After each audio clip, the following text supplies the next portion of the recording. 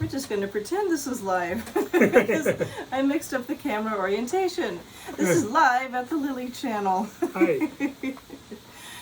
My husband and I, Norm and I, want to celebrate our 12th anniversary today with you by talking about what it's like, or how we've made it successful with both of us having ADHD. Yep. Because we've had a rocking great time and some rocky times, but we've made it to 12 years. And we're happy to say so. So happy anniversary! Happy anniversary! Love you. Love you too. So we're going to go over 12 things, whether they're things we want to do, things we have been doing, 12 something, okay? Because it's our 12-year anniversary. But chances are you want to know how we even met. You want to tell them? Yeah, we actually met from actually not in a meetup group, but we were both in meetup, and we were going to a mutual party that we had not met before that, and it was our friend Tammy's place, and she had us. We just happened to run into each other and saw each other on the listing. And went, oh, hey, cool! And that seems like a nice person. And she actually took a picture of me and had an impression of I looked kind of like Orson Welles, the actor with the beard and stuff like that. Kind of, she reminded her of the Paul Masson commercial where it's like, Oh, it was amazing. they serve no wine before it's time. You did look a little like Yeah, well, I did. Yeah. So what happened is that we just ended up getting to know each other. We both like doing karaoke and things like that. It turned out one night we were talking and at the karaoke thing, and she said, "You're so calm on stage." I said, "Well, I used to do improv with Stevie Ray's and took all their classes, and was in their advanced class for a long time, and ended up it turned out that something she had done too, and we decided for a meetup we would actually do a class. A class, yeah. We did for all the shy people that were in meetup, because we felt bad that they weren't getting out there and enjoying and meeting new people. Yeah, and it was pretty rare to meet someone who'd done improv because that freaks out most people, honestly. And we loved it so much, and the same school, for God's sake. I mean, that's pretty rare. Thank you, Stevie Ray's. Yeah. And, But no, we just again met, and it was just kind of one of those things where we had complete misconceptions of each other, and ended up finding out that we were very similar and very alike in the way of our interests, photography and improv and public speaking, and then eventually figured out we were both a little bit lacking in cleaning skills sometimes, or organization. Turned out we were both ADHD, so that happened to be one of the big things. And I have not met many couples where both people have ADHD.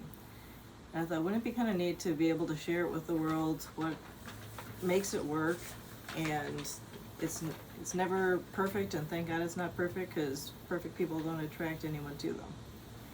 Excellent people do. We strive for excellence. But what was the thing here? Oh, and in case you're wondering why only 12 years if we look like we're... Should be together for 25. Yeah, essentially. Or so, at least. I got married what I consider a little bit late in life.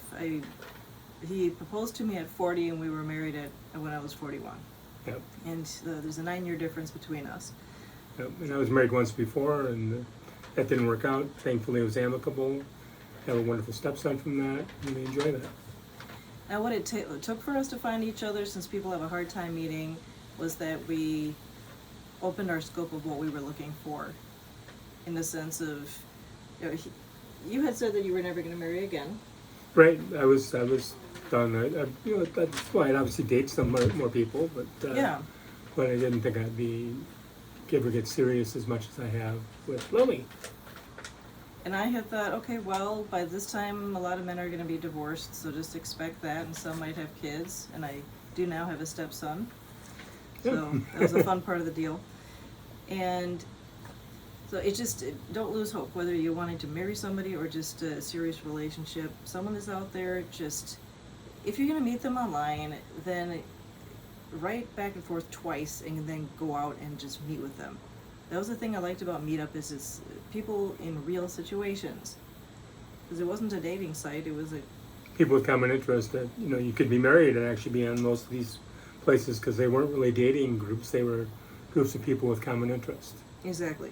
Mm. So we're gonna swap back and forth some ideas or whatever we wrote for our 12.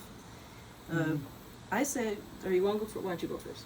Well, I mean, a lot of my stuff was the basics of how to make a relationship last at least this long, if not longer. My first one was tell your spouse that you love them, show them both verbally and physically, and by your actions, by how you're going to do things. I'm just going to go right into the whole thing. Is that Lily's a physical person and a acts of service person, which is great because I like hugging, I like kissing her, I like other things, and acts of service is something that she really digs. And a good example is for our 12th anniversary, I redid all the lighting in our Oh, kitchen that's cool. underneath our cabinets, which is something that she really, really, really, really was happy about. Oh my God. Thank you so much. And changed a lot about the cabinet or about the lighting. Makes me want to clean the kitchen. Yeah. I see where the dirt is, and where I see everything, and it's easier. They started dying out everywhere. I don't know why. Now the other thing is know your partner's love language. Heck, know people who you're around what their love language is. If you don't know what a love language is, there's a book called The 5 Love Languages. The essence of it is what does the person need in order to feel appreciated? And just look at the book to find out the 5. But it changes as the years go on and people's needs change. But there are 2 dominant ones, from what I remember them saying. And yeah, while I love being told I love you, you're beautiful, and those are really important, really, really important. If someone were to say that every day and not show it, I feel like, well, then give me a hug, or let's have some adulting. Yeah. So, and then see here, mine was that we go on date nights every Saturday, and we switch on and off who plans it. That was something that our pastor Amy had told us that was really important to do, and I think we started while we were in premarital counseling. Yeah, we went through this thing with Amy, who was our pastor, and she said you guys should do a date night, even though you don't really have kids. I mean, Dustin and I would see part-time, he was already out of the house. But yeah, it was very much like you should do that just so you guys can spend time together, because we both were working full-time jobs at the time, and we were very busy with lots of things and lots of demanding time. So we ended up We're still doing date night. full-time entrepreneurs. Yep. And yeah, it's you still make time for other things when you don't have kids. So if you'd say, oh, it must be easy for you because you don't have kids, you have all the time in the world for each other. People find other things to do other than hanging out with each other, whether it's hobbies or business or something. It could still be an issue. It's not like, oh, you have a perfect marriage because you don't have kids. Well, first of all, it's perfect for us. Yep. But yeah. And then the other thing is that, well, date night can be really cheap. We've been real cheapskates the past year just due to we don't believe in debt. We're having more debt than you need to have. Yeah, and that's something that, trying a new experience sometimes a new cheap experience, which is great. We went to Lake Harriet a couple of weeks ago, actually about a month ago. Went and saw this band from, was it Bolivia or something like that, or something like that, South America. And it was a really interesting night. It was fun. We had a good time. I was a little tired to dance, but other than that, it was a fun time. We walked around the lake and had a great time. And what was really funny was the very minute that we were about to kiss each other, somebody in the distance burped really loudly. Oh, loud belch.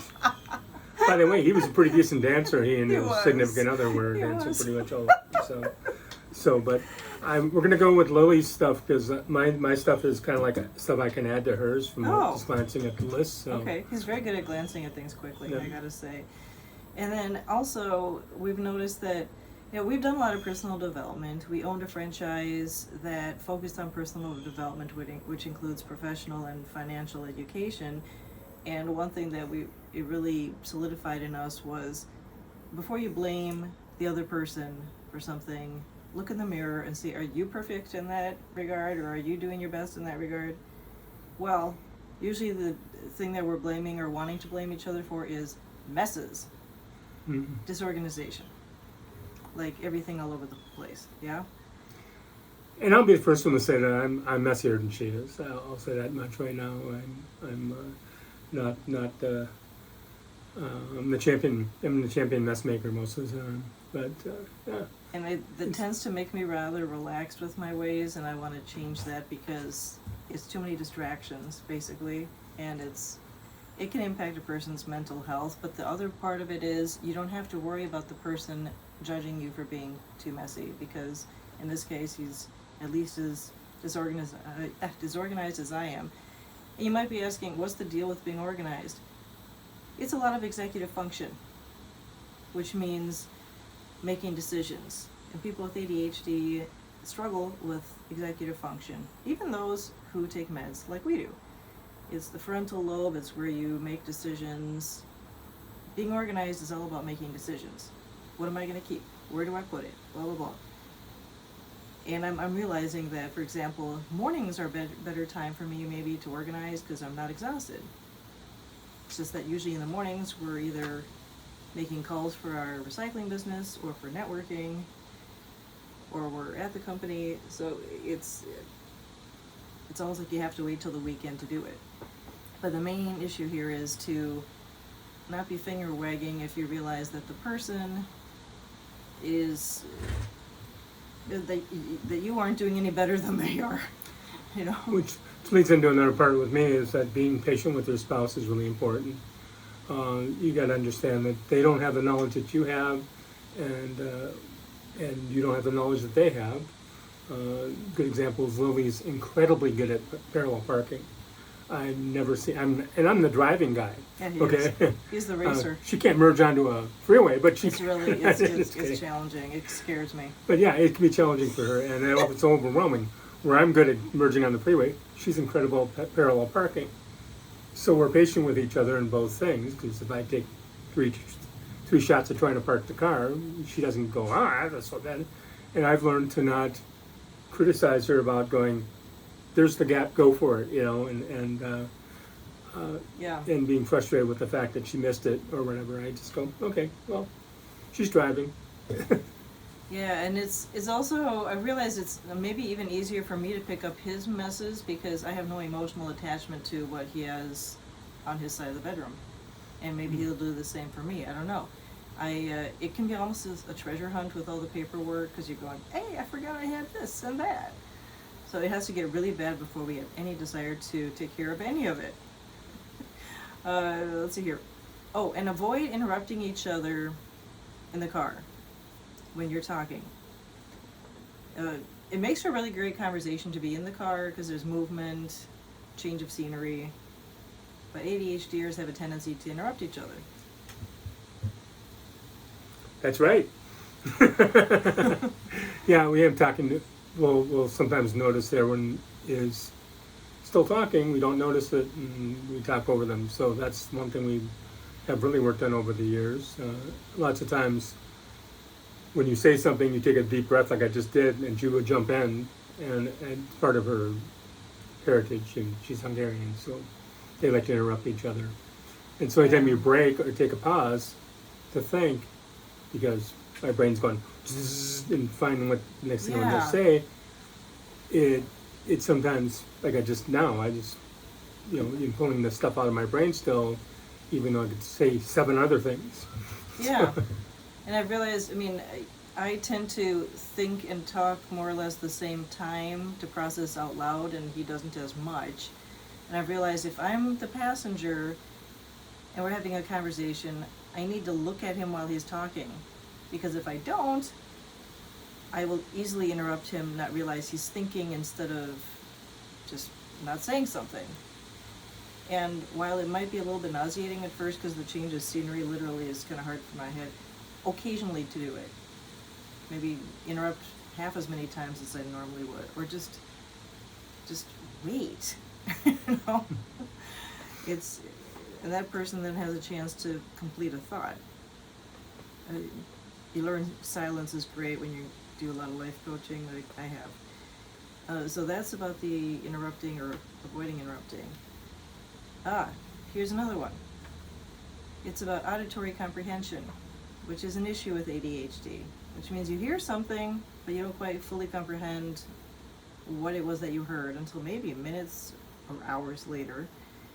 Assume if the person is not responding in the way that you think they ought to, that they might not have really heard what you said. And in some cases, it might be because you choose to ask them something when they're watching TV. For some reason, my brain gets all activated when you're watching TV, compared with total silence. Yeah. And you've got YouTube on all the time doing all sorts of documentaries, etc. You know, you're a sponge when it comes to info. Yeah. It's just that makes my brain all excited and ready to talk about something, so you... Then first thing comes to your mind, oh yeah, did you hear about watching the F1 race? No. Formula One. For starters, you would say, can I interrupt? May I interrupt? Whatever. The other thing is, let's say they're reading or doing something not super engaging and you're talking, and you might say something that you would expect them to be somewhat emotional about in response, and maybe there's no real response other than, yeah. You're thinking, wow, you don't care? No, it's more like, did you really understand what I just said? So you might just ask them, okay, I want to double check. Did you hear that I said I got XYZ or did this at work? And chances are, might not have a clue. And in my case, sometimes at night, I can't remember things the next morning that was said. Yeah. And I think that might actually be a result of anxiety medication. I don't know. It's, or maybe concussion. You want to get your head examined? I did. we were in a car crash last year. But I suppose we're not supposed to talk more about that. So anyway, text the person. Oh, here's a great way to remind your beloved what you need to have done. Because if you write it on a list, I don't know if you've noticed that our lists are flying all over the place. Well, even though indoors has no wind, somehow papers grow legs. That's where the disorganization comes from. I don't know what it is about paper, but it goes all over the place. So that list that you create for your beloved, forget it. It's like, where did I put it? It gets lost. Finding a list on an envelope from a letter that you've gotten. Or something like that. that. It's like, oh, this is yours. Text the person what you'd like them to do. Or even put it on the calendar, the phone calendar, as though it were an event. Like, please take out the dog for a walk if we had a dog. You know. Yeah, for example. Or please take out the trash, and then you list it as though it were an event on the calendar with a reminder, and then you send that person an invitation, so to speak, because that's how you send the event notices. Try it. It's I send myself reminders that way all the time. It works really well, and it actually, when you see it, it's because you've read it, and then it's on the calendar all of a sudden, and it reminds you half hour beforehand. It helps many times. I find that I do this with people just in my job and other things and other stuff I do, and with the company we're at, I'll do it like 5 different places, because all of a sudden I'll go, oh yeah, I'll have our partner send stuff to me that way, and then call me and leave a voicemail or whatever if I don't answer. It helps a lot. We'll talk about it, because it helps. All the reminders end up helping you remember that you've got to pick up this coming Thursday. And assume best intentions. I mean, if the person has got a lot on their mind and they forgot, don't assume that they don't care. Just assume best intentions. The other thing I realized was that when Norm comes home from the recycling company that we co-own, he's exhausted. I go there on occasion, but it's not my main part of my work. I do networking in various groups and do outreach for our recycling. And he'll come home completely spent. And here I'm ready, I'm all over the place too, but by then our best moods are gone. And I realized, well, why don't you go to the company site, do your follow-ups there, and then see him when he's in his best mode earlier in the afternoon. I mean, it makes a big difference. Yeah. Does. I mean, it really helps a lot because we miss each other when we're not around each other. Yeah, we do. It's wild. Oh, and for the slightly kids in carpool alert, by the way, kids in carpool alert. That means that what I'm about to say might not be savory to someone, or you might not want the kid to hear this. It's not a big deal. I'm just saying. Yeah. Okay, all right. So I've given you enough of nooners. Nooners are a better way to go if you want to be amorous, because by the end of the day, it does take some focus. Mentally and physically, you're fried at the end Oh of the my day, God. especially if you work a full-time job or you're working long hours. Yeah. It's like, yeah. Well, I mean, even though so many Hollywood scenes seem to be of people at night in bed, I'm going, that's BS. I'm sorry. That's not the way reality often goes. Try midday if you have a lunch break or something. You'll actually have energy and you'll have focus, of which you need both to do the deed. And then, what was the other thing? Oh, one thing he's done a lot for me is cooking. I do really enjoy cooking. I don't enjoy the shopping for it and the cleanup. Can't stand it. But at times I start too late with the preparation. I don't suggest that you shop for it and cook it on the same day. It's just too exhausting. He will take over for me at times. I've started a meal and I'm going, I'm so tired. Can you just do the rest of this? This is where the improv comes in really well. Right, yeah. And that's kind of my number 6 is also that you're a team, not two individuals living in the same place. Which means that, we work well as a team. It's like, this happened a lot. She had a back injury where she had surgery on her back. It went great. I was surprised. It was very good. She doesn't have any pain from it anymore. But the thing is that she ended up getting exhausted. Oh. And she'd start cooking dinner, and she'd chop everything up, and we eat kind of healthy, so we eat very healthy, and lots of vegetables and things like that. And then when it comes to cooking it, she'd get about halfway through it and go, "Can you just take this over because I'm exhausted?" And I sure. And I love cooking. Cooking is one of those things where it's relaxing for me. And a lot like driving. Driving is very relaxing for me most of the time. But it's helping someone. It's helping her where we're maybe a little. One of us might be slower or faster or whatever. Yeah. It just kind of makes it more efficient and allows us to be able to get things done better. Yeah, and to realize when someone is better at something and just accept it and enjoy it. I mean, he models so well doing cooking and giving the food with passion and artfully. He's really good at presentation. I'm trying to learn presentation, maybe not necessarily from you, but trying to learn it. And when I'm done with cooking or prepping a meal or getting it done, I have used up so much executive function to get to that point most of the time that I'm just thinking, honestly, what I'm thinking is just take the dang meal, just here, have it. I don't care what it looks like, just eat it. Isn't that awful? I mean, it's the equivalent of buying a gift for somebody and wrapping it up a little bit and going, here, just open the damn thing. It's like, do you really want to give it to me or don't you? Yeah, so he's very patient with that. Like, do you have a fork? Yes, I have a fork. Do you have the sauerkraut? Yes, I have the sauerkraut. Okay, I'm sitting down and you're not getting anything else.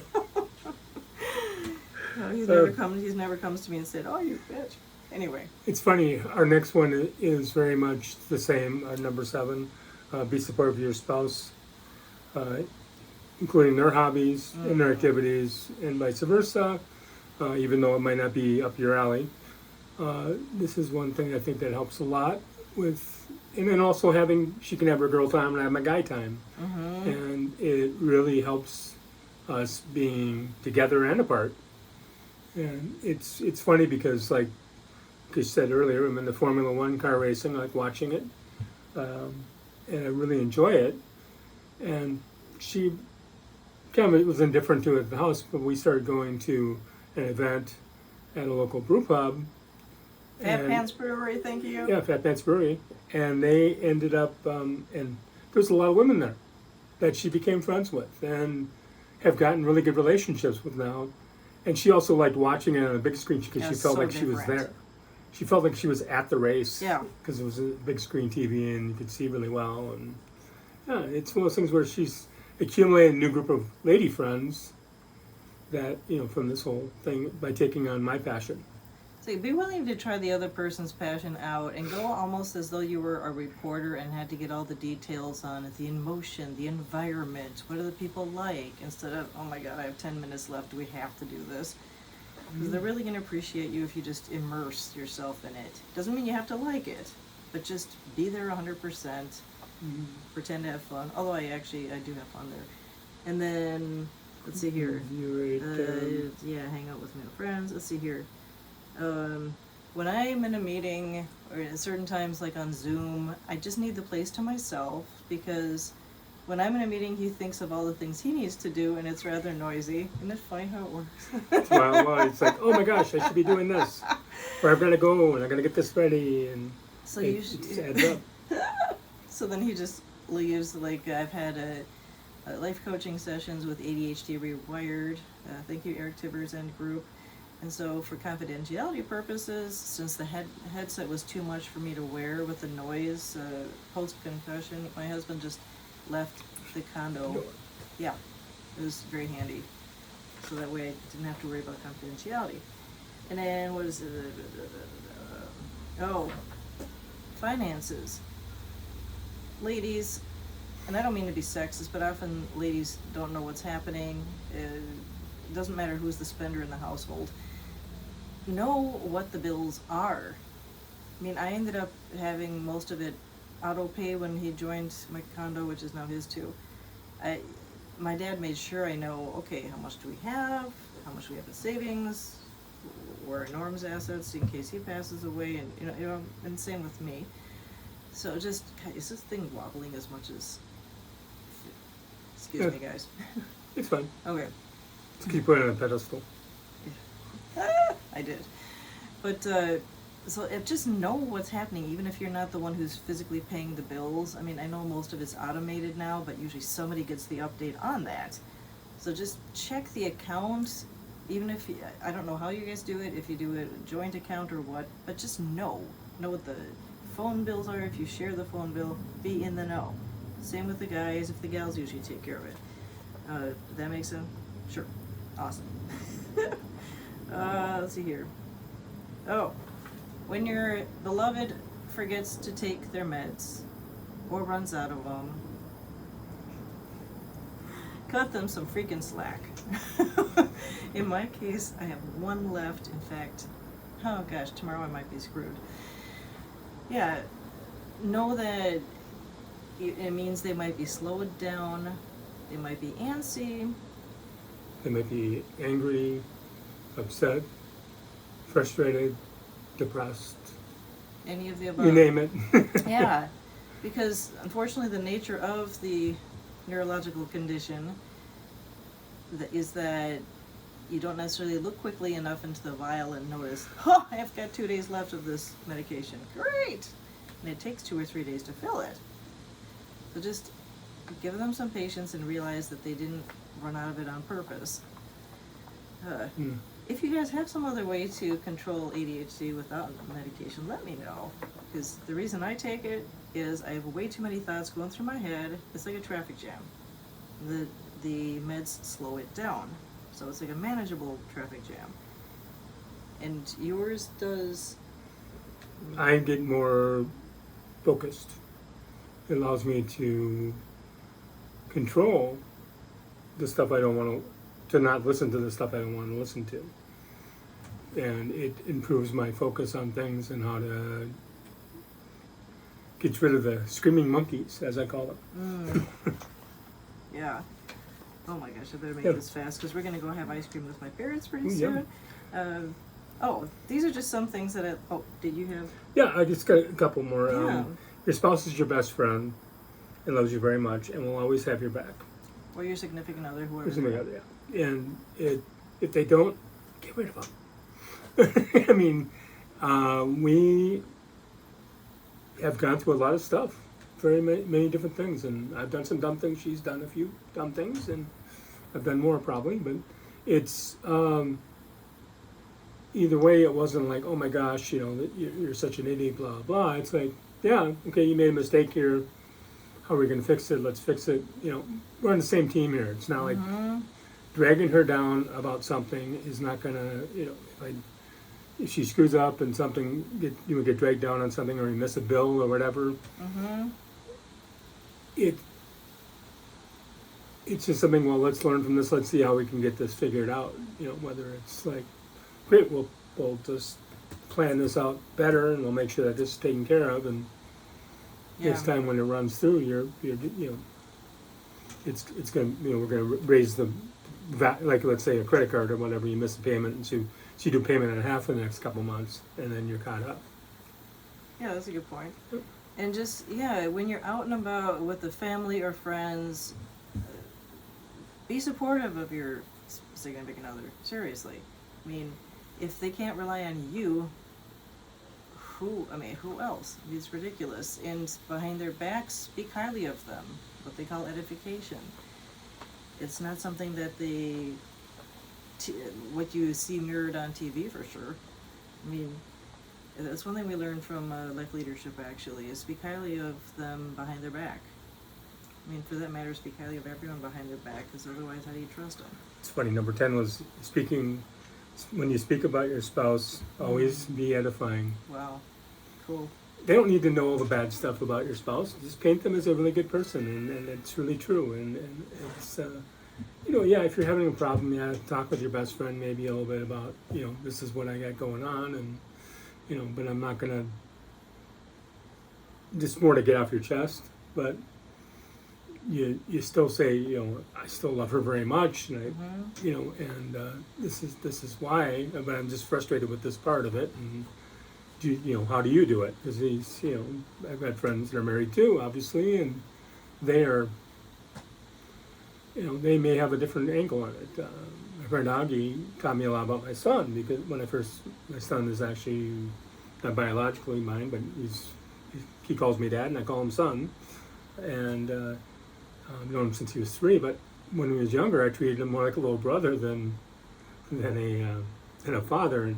And my friend said, well, you should probably treat him more like a father, being loving and caring and tolerant and being patient with him. And that's something that, thankfully, many people in my life have helped me with that, from the standpoint of, like, because I became patient with Dustin, I became much more patient with Lily and my friends and stuff like that whenever they, push my buttons. Yeah, you are very patient with me, and just the way he is with my whole family, and the fact that you go for contrasting opinions and you ask questions about it is just neat. And that anything is possible in your eyes. Yeah. I mean, really. I agree. I think that, I don't care what your difference of opinion we may have. That's a small thing compared to what the friendship we have. It's very much whether you think one way or the other. Yeah, we may disagree on this one point, and it's nothing horrible. And if I disagreed on some points that really mattered, we probably wouldn't be friends. But nothing outside of murder and child abuse. That's pretty much the limit where I'm going to not be friends with you if we disagree on that. And try new things. Yeah. Seriously, keep trying new things. The other thing is, for the ones who do the verbal vomiting often, see if you can hold a little bit back when you're telling about an event, because otherwise, how the hell does the spouse or significant other have any questions to ask if you're giving all the details all at once? First, gauge if they're interested, or give a sound bite. Yeah, I mean, and that happens. I mean, on my end too, I'll get that where all of a sudden there'll be some topic that she does not care about at all. which I understand. But it's mostly has to do with car racing or something like that, or something about a movie that or like a mob movie or something like that, where if I start verbally vomiting about it, she goes, "Can you stop right now? I don't really care," or whatever, or not. I don't care, but it's like, it's something that she doesn't really. I mean, it's not that she doesn't care, but she doesn't have any connection to, I guess. Well, one thing I also noticed, and we might close up after this, is that it turns out in some cases when you ask how their day was and you get all these what seem like extraneous details, it's possible that it takes those extraneous details for the person to remember the details of their day.